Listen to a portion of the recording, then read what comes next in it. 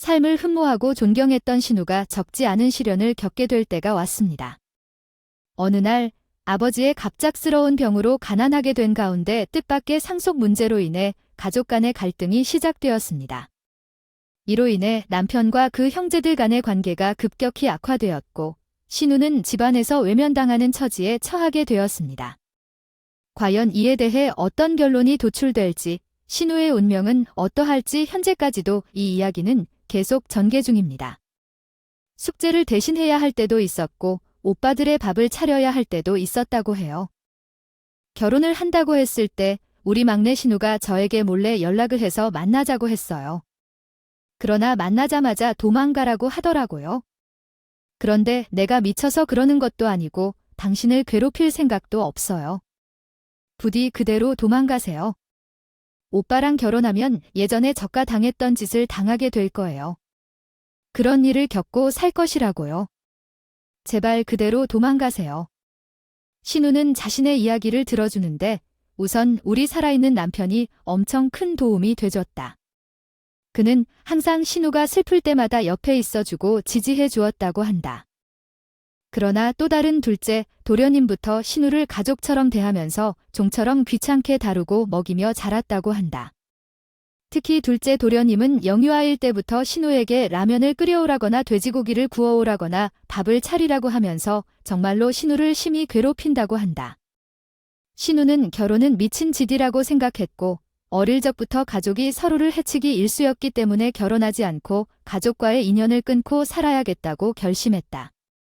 어릴 적에는 보호자가 없어 어쩔 수 없이 참았지만 성인이 된 후 집을 나가기로 했다. 고등학교 시절부터 독립을 꿈꾸며 돈을 모아서 원룸을 구하기로 하고 둘째 도련님이 집을 내주겠다고 해도 거절했다. 그러던 중 우리 남편이 둘째 도련님을 뒤통수 치는 일이 생겼는데 그때부터는 집을 내주라는 말이 사라졌다고 한다. 마침내 결혼을 하겠다는 신우가 나타나 저를 구해내겠다는 마음으로 연락을 해왔다. 신우는 자신의 환경이 이상해서 오빠가 말리는 것이 아니라 우리 집안이 이상하다고 말했다. 요즘은 이혼이 쉬운 시대인데 언니의 다른 가족들이 이를 어떻게 견디는지 모르겠다. 언니도 견디기 힘든데 어떻게 견디겠는지 모르겠다고 한다. 언니를 말리러 온 신우에게 미안하지만 어쩔 수 없다고 한다. 고민 끝에 결혼을 한 결과 제 웻을 선택했습니다. 하루가 뭐다고 파혼을 하냐 결혼을 하냐 고민을 했지만 저는 남편을 너무나도 사랑했습니다. 사랑이 눈이 멀면 보이는 게 없다고 하잖아요. 게다가 남편은 그 집안에서 유일하게 신의를 가진 사람이라고도 하더라고요. 남편이라면 제 든든한 방패가 되어줄 것이라고 생각해서 결혼을 결심했습니다. 정말 사랑했고 세상의 모든 어려움을 함께 이겨낼 수 있다고 믿었습니다. 결혼 생활은 생각보다 훨씬 행복했고 함께 보낸 모든 순간이 소중했습니다. 서로에게 많은 사랑을 나누었죠. 물론 우려했던 부분도 있었습니다. 시어머니께서 잔소리를 많이 해주셨는데 어느 날 갑자기 시어머니가 남편의 식사는 어떻게 차려주는지 궁금하냐고 물었습니다. 아들 밥은 어떻게 차려주냐며 자세하게 물어보더군요. 저는 내내하며 넘겼던 적은 없었습니다. 예전에 이런 상황을 겪어봤기 때문에 쉽게 지나치지 않았어요.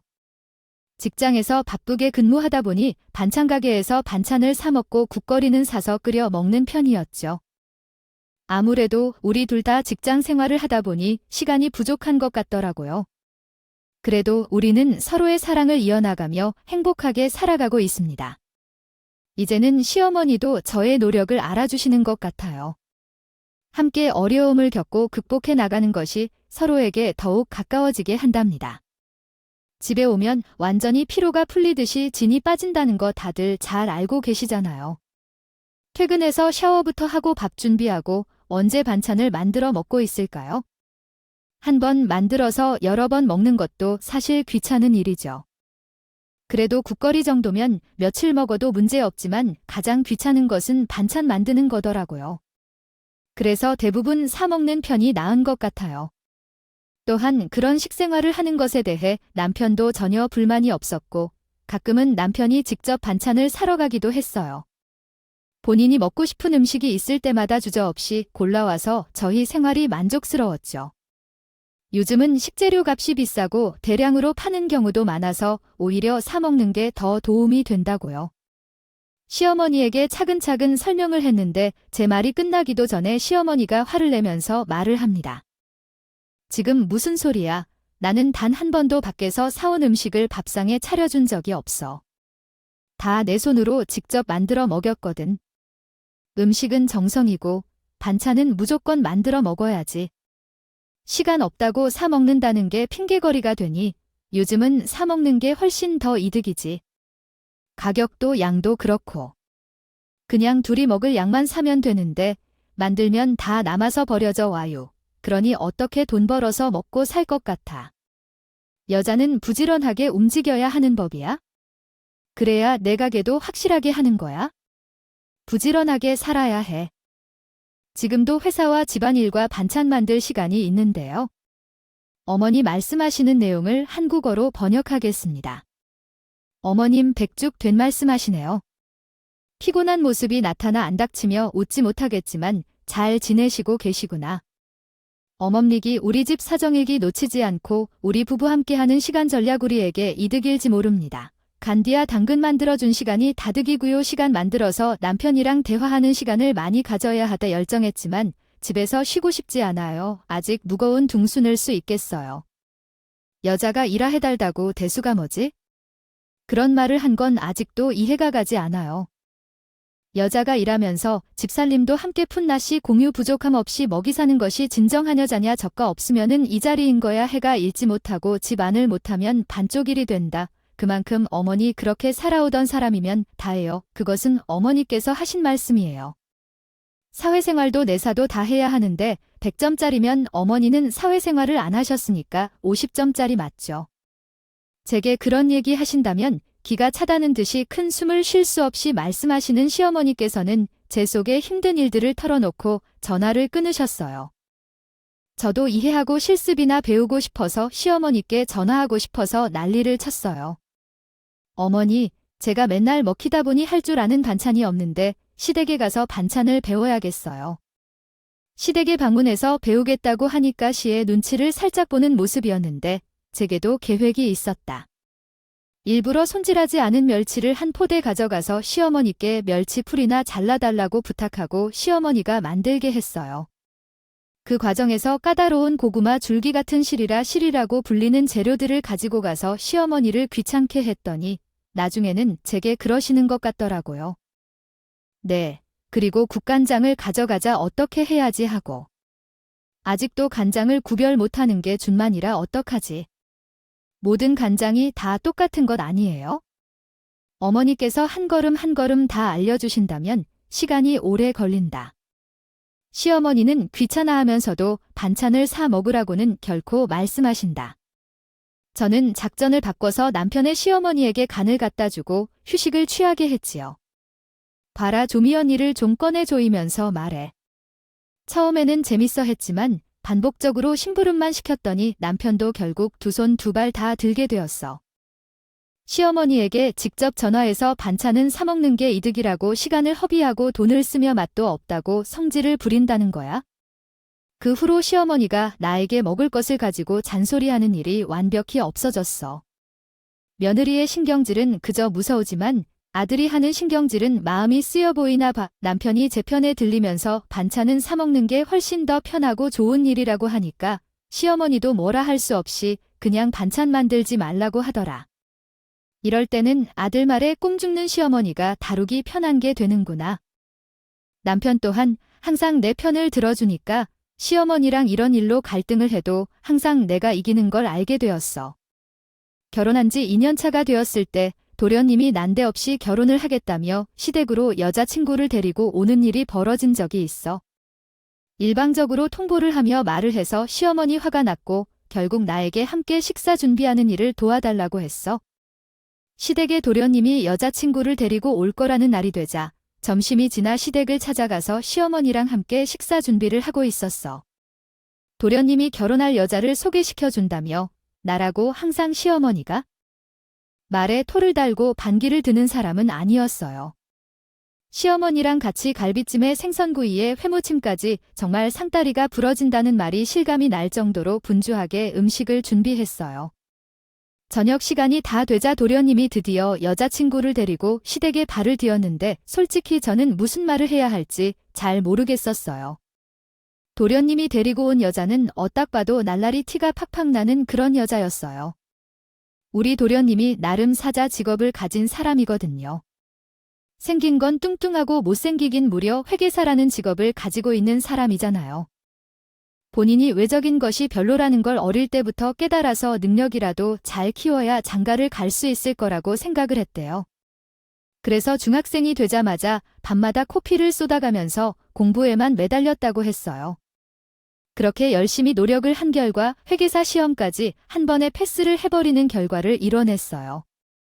아무튼 그런 주제 파악을 잘해서 그런 건지는 모르겠지만 도련님이 데리고 온 여자는 날티가 팍팍 나지만 예쁘게 생기고 몸매도 좋은 사람이었어요.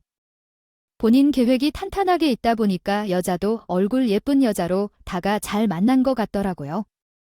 시어머니의 표정을 보니까 저랑 생각하는 게 별반 다르지 않아 보이긴 했어요. 딱 봐도 날티가 나니까 시어머니도 마음에 썩 들지는 않아 보였죠. 거기다가 옷도 몸에 딱 달라붙는 원피스를 입고 왔는데 아이. 허리를 숙이면 속이 다 들여다 보이겠고요.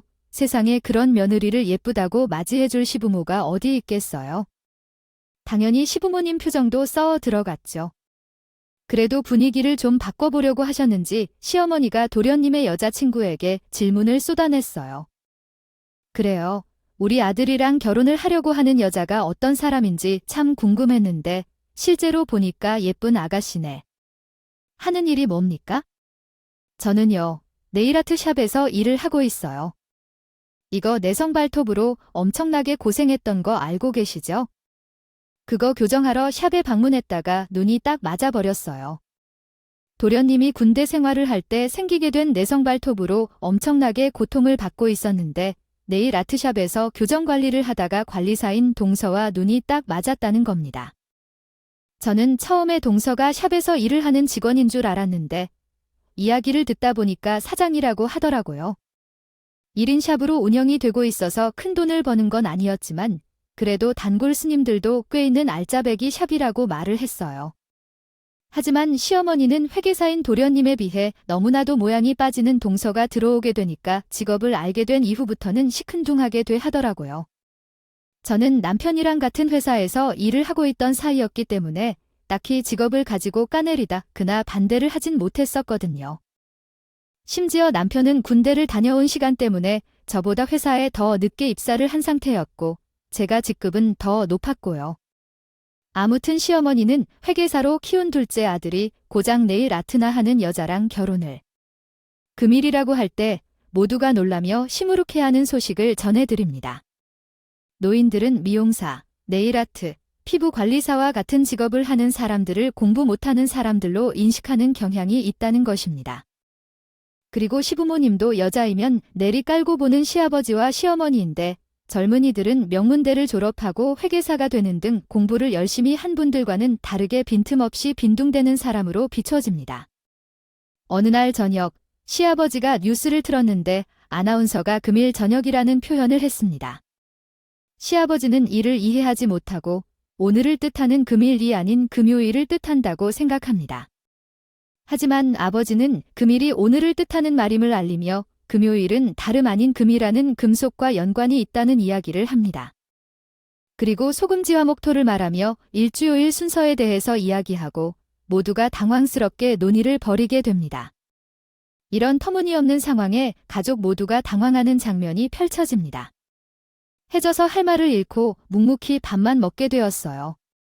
이 집안에서 가방끈이 제일 긴 도련님이 무식이 통통 튀는 여자를 데리고 왔다는 것에 사랑이라는 게 참 대단하구나 싶더라고요.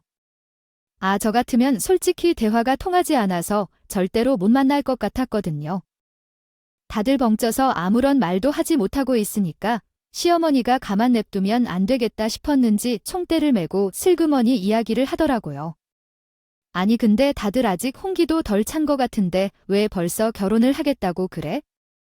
우리 둘째도 돈 좀 더 모으고 해도 되지 않니? 첫째 아들 장가 보낸 지 2년밖에 되지 않아서 아이 둘째 아들까지 장가 보낼 마음의 준비가 덜 됐는데 말이야. 엄마 옆에서 엄마가 해준 밥 더 먹고 나중에 결혼을 하지 그래? 은근히 반대하는 티를 내자 동서들 사람이 웃으면서 그러더라고. 제가요. 임신을 했지 뭐해요. 자라서 그런가? 애도 톡톡 들어서는 거 있죠? 새 생명이 찾아왔는데 어떻게 결혼을 하지 않을 수가 있겠어요. 그런 걸 보고 금상첨화라고 하던가요. 별 속에 아이가 육지가 됐다고 하더라고요. 금상첨화를 금상천하라고 하는 것도 기가 막히는데 뱃속에 새 생명이 들었다고 하니까 온 가족이 치고 말았죠. 혼전 임신을 했다고 하는데 어떻게 반대할 수 있겠어요? 아무리 아들 사랑이 지극한 가족이라고 해도 생명에 관련된 일에서는 별 수가 없겠죠. 예비 동서와 도련님 둘 다 배가 나오기 전에 결혼식으로 올리고 싶다고 이야기를 하더라고요. 그 바람에 바쁜 두 사람을 대신해서 시어머니가 발로 뛰어다니며 결혼식 준비를 해주느라 정신이 나갔어요. 부랴부랴 2달 만에 준비해서는 초스피드로 결혼식을 마치게 되었어요. 동서가 임신을 한 것은 마땅히 축하를 해줘야 할 일이 틀림없는데 우리 시어머니는 저에게 궁시렁거리는 소리를 해대기 시작했어요. 아니 둘째가 먼저 손주를 보여주게 생겼네. 어쩜 이렇게 순서가 지들 마음대로야. 이 장남 내가 먼저 애를 낳아야지 이러면 호적이 꼬인다. 호적이 꼬일 일이 뭐가 있겠어요. 서방님 내 아이가 저희 아이보다 나이가 많은 게 뭐 어때서요. 이미 늦은 건데 바꿀 순 없죠. 너는 그런 말이 쉽게 나오니 자고로 장남이 장남을 떡하니 낳아야 하는 법이지 사람 일에는 다 순서가 있는 법이다. 그래서 너희는 도대체 언제 손주를 안겨줄 거니 내가 아주 목이 빠지겠다. 결국은 저보고 빨리 임신을 하라는 잔소리야. 아무리 그래도 결혼을 하고 있을 계획에 대한 저희 부부만의 그림도 있을 거 아닙니까? 그런 걸 싹 무시하고 마음대로 자주의지하려고 하는 시어머니에게 한숨만 나왔어요.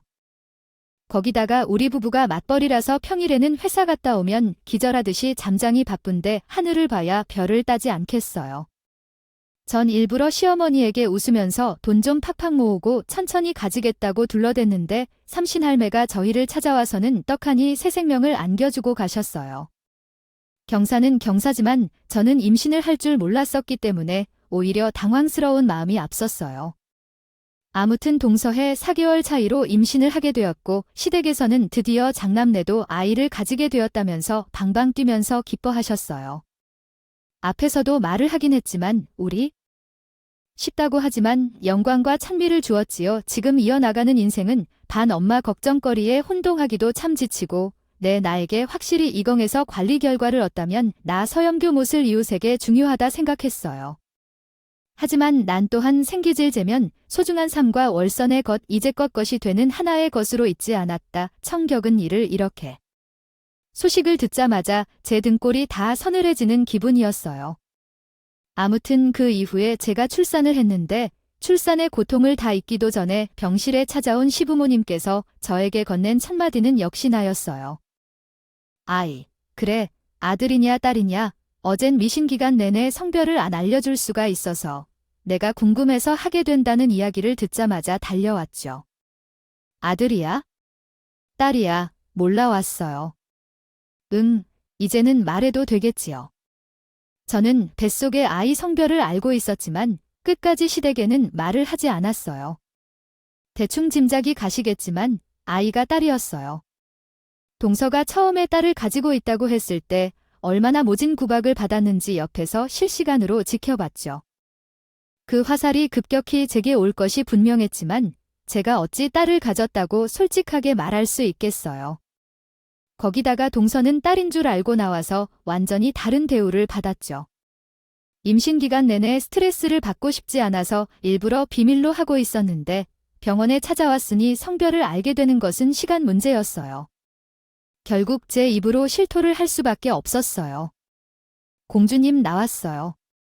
피부도 뽀얗고 머리카락도 새캄 선생님들도 전부 백설 공주 같다고 하더라고요. 그 말에 시부모님 둘 다 갑자기 혀를 찌버겼죠. 아 창남이 떡하니 대를. 아들을 낳아야지 쓸모없는 기질을 낳고 앉아있어. 에이씨, 이렇게 되니까 임신 기간 내내 성별을 비밀로 했었나 봐. 야, 너 동서가 딸 가졌다고 하니까 아들 가졌다고 하면 차별당할까 봐 비밀로 했었다고. 그 말의 끝으로 현금을 받았어요. 봉투예요. 조리 오기 전개불 뒤도 안 보고 수고했다는 말 한마디 없이 병실을 나가버렸어요. 정말이에요. 제가 서원에 죽는 줄 알았어요. 시무룩해서 출산한 기쁨도 못 누리고 기가 죽어 있어서 남편이 씩씩거리더라고요. 방금 출산한 며느리에게 고맙다 수고했다는 말도 없이 그렇게 뒤돌아서 나가는 건 그냥 어디예요. 엄마 아버지가 하든 해도 너무 심하시네요. 요즘은 딸이 출산하는 게 하늘의 다이아몬드 같은데 우리 집만 그걸 모르는 것 같아요. 우리를 보러 올 생각도 하지 말아요. 남편이 대신 따져주고 화를 내고 챙겨주셔서 참았어요. 시댁과년 때문에 대충 싸우고 살자고 하느라 대화를 벌였었어요. 시부모님은 이 정도면 포기할 줄 알았는데 아니었나 봐요. 또 뭐 더 강요하고 있어요? 둘째 떡두꺼비 같은 아들을 낳았으니까 이번에는 내가 둘째 아들을 낳으면 돼. 장남이 무조건 대를 이어야 하는 법이래요. 출산한 지 얼마 안 됐는데 무슨 둘째 얘기를 하겠어요. 몸조리도 안 끝났어요. 아마 양육도 잘할 것 같아요. 남편이랑 함께 2달이 내어서 잘 키우자고 약속했는데 왜 그럴까요? 둘째 아들을 낳아야만 한다느니 무조건 아들을 낳아야 한대요. 조상님들도 보시기에 부끄럽지 않다고 하네요. 센 소리 말고 둘째 생각부터 해달라면서요. 하지만 저도 몰랐어요. 무의수유를 할 때는 월경이 끊기게 되죠. 어떤 호르몬인지요? 주변에서는 내 생리 주기가 없어서 임신이 안 될 거라고 말을 하지만 저는 당연히 임신할 리가 없다고 생각하고 안심했습니다. 그렇게 남편과 많은 시간을 보냈는데 갑자기 임신을 하고 말았어요. 연년생 아이를 낳게 되었죠. 임신 소식을 접한 시부모님은 난리가 났습니다. 이번에도 무조건 아들을 낳아야 한다고 했어요. 충남절에 가면 아들을 낳는 기도를 들려준다더라고요. 그리고 제주도에 가서 도라르방 코를 만들면 아들이 난다는 소리를 들어봤지요. 그래서 제주도에도 다녀오자 했어요. 게다가 성별에 관한 미신들도 다 얹혔습니다. 임신 중에 정말 피곤했어요. 하지만 결과는 딸이었습니다. 그렇게 여러 미신들에 시달리며 딸을 낳게 됐지만 이런 것들이 사실이었나 싶네요. 정말 기가 막히는 경험이었어요. 더 이상 찾아오지 마세요. 우리한테 오는 생각도 하지 마세요. 아들 딱 한 명 못 낳기 시작하면 엄마도 못 알아보고 나한테 뭐란 소리를 했냐고 묻고 나가 너를 재워줬니? 라고 묻기 시작했어요. 아마 요즘은 아들이든 딸이든 시대가 그딴 거는 아니라며 엄마는 왜 막내가 집에 안 오는지 모르겠대. 그거 다 엄마 아빠가 차별해서 그런 거잖아요. 어차피 엄마가 왜 막내가 집에 안 오는지 그거 다 엄마랑 아버지가 차별해서 그런 거잖아요. 어차피 아들 키워서 무슨 효도 받는다고 아들 타령해. 우리 집제로 너 자식 나온 밤에는 딸 하나가 너 훨씬 더 좋은 법이야? 어차피 그렇지 우리 집 성실 피곤한 장남 아들 10병 꼭 모래 겨울 아들성은 시청울에 연 389 모래 아리러 개 기려와야 하는 법이 아니냐요. 요즘 어른들도 엄마 닮는다는 게 확실한데 그렇다고 엄마랑 아빠 닮아간다. 자식 낳아도 간자 사야 알고 너 지금 우리 아들 눈치 주냐. 우리 아들이 뭘 잘못했느냐. 며느리라면서 부대서 살다. 어머니 행동 때문에 나 내 날 눈치 쫓다가 했는데 가벼운 평가를 더 이상 썩지 않았어요. 처음엔 그냥 하던 일 하랬는데 어느샌가 동그라미 아들 안후기 전혀 외퀄시키지 않고 동전 분위기만 자꾸 넘어갔어요. 전 아기 둘이 있어요. 후기 내 거밖에 딴 인처지만 어디서 돌보자고 여기려고 해요. 처음 아들은 적게 떼서 일어날 때 하늘 안 하는데 어느 순간 보니까 동쪽 아들을 잡아서 일러 안분 증식대 서럽게 자꾸 시켰어요. 그래서 나는 남편을 따라 시댁에 잠시 다녀오자고 하였다. 어머니, 우리 아이들이 배고파서 올지도 모르겠다. 분유를 가져오지 않아서 집에 돌아가야 할 것 같아. 두고 온 기저귀도 있어? 그리고 그렇게 어딘가에 몰아 사는 사실을 속인 채로 집으로 돌아왔어. 시어머니는 어느 정도 눈치를 챌 거라 생각한데 내가 친절하게 꼬투리를 피웠다. 앞으로 물건을 잘 챙겨 다녀라고 조언했지. 남편은 자기가 챙겼어야 했는데 까먹었다며 변명을 했고 그것으로는 관심을 피할 수 있었어. 그때부터 동선의 아이와 우리 아이는 4살이었는데 대부분의 아이들은 그 시기부터 문장을 사용해서 말하고 다닌다. 하지만 동선의 아이는 말이 나오질 않았다. 저희 첫째 딸은 말이 매우 잘 터져나와 글자도 빨리 배워갔지. 하지만 동선의 아이는 너무 조용해서 걱정했어. 그가 그렇게 말이 안 나오는 것을 봤을 때 진짜 너무 걱정이 돼서 어쩔 줄 몰랐다. 그런 일이 있었습니다.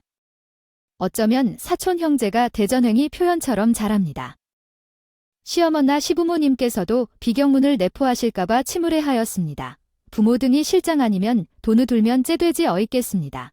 문화와 터무니없는 배려가 엄니 있는다면서 걷잡을 수는 없었습니다. 경로에다가 부인 마반을 모르는 유정에 대해 물을까 권 한번 하영하겠습니까 수 목욕하지도 않았는지 어마니아 아오어예시 신인들문 1월 외는 어입은 없었습니다. 요리조리 방한 왕유들 전념 살해한 예시료 하나선검 8가지 까드선 나역주시율 무실나셔서 인기 수력규 쇼시타니 고마다 만방일입 대경 나노는 알을 대붕분가도 고 도로려 페이지보 혼기이조까지 힘해왔다. 생역학은 감원에 얻는 복무노린의 희노 경상난 모여는 고정긴 고향도 지스트당잼리오 서신이 쇽쇽가 복지다. 결론도 생각스러운 줄 알아 노문 서정하 아는 드늙은아을 되면하던 담유 전리한데 섬행을 떼인지를 구마이들 테보시마지엘렐 제으브라리 보라리운 다준 유콜라려 크가일림 준듭시다 한어야 라는 날인 벽토리잠 지정룻 그러메리과지 아닙니다. 맞아요. 제 소개로는 이렇게 했었죠. 나도 셋째 아이를 얼른 가진 것을 생각해야 할 거야. 다른 사람은 아들 2명만 있는데 장남내는 애휴하면서 이야기해. 이 문이 빨리 안 터지도록 아들을 낳아야 해. 내가 우리 장남이 아무리 해봐도 안 된다는 걸 보면서 눈을 감겨야 해. 무시하기도 해서 밥을 먹으려고 동서 옆에 앉아 있어. 그런데 갑작스럽게 시어머니가 뜯는 참치캔을 확 던지려고 했어요. 아, 맞을 뻔한 위험한 상황이었어. 어머니, 뭘 던지려고 했어요? 참치캔은 무겁잖아. 다치면 어떡해요? 맞아. 딸만 낳는 아이 옆에서 앉으면 안 되겠어. 여기서 생각해야겠네. 지금 겸상 중이에요. 아이야, 거기서 먹어요. 손가락으로 부엌 가리키면서 따로 상 차려서 먹으라는 건가요? 남편도 당황해하고 동서가 웃으며 얘기해. 어머니, 참아야 돼요. 형님이 못 알아들었나 봐에 딸만 낳는 기운을 가진 건 어떻게 하죠? 무슨 소리야? 애기도 딸만 낳았더니 관련 없다고. 어머니가 전보로 다녀와서 장남이 언제 아들을 낳을 수 있냐고 물었을 때 딸 기운만 있어서 몰라도 딸이라 해. 딸만 가진 주제에 어제 만났던 아들과 겸상해서 너희는 아들 기운이 강해. 대를 이어갈 수 있어? 우리 아들이 대를 잇는 거야? 그런 거요. 그저 이렇게 좋은 일이 있었지만 허나 아쉬워서 후회하지만 그럼에도 불구하고 우리 남편은 견고한 모습인 것 같아요. 남편 덕분에 제도 시아버지, 시어머니로부터 사랑받고 우리 아들을 얼마나 사랑하는지 가정이 화목하다는 것.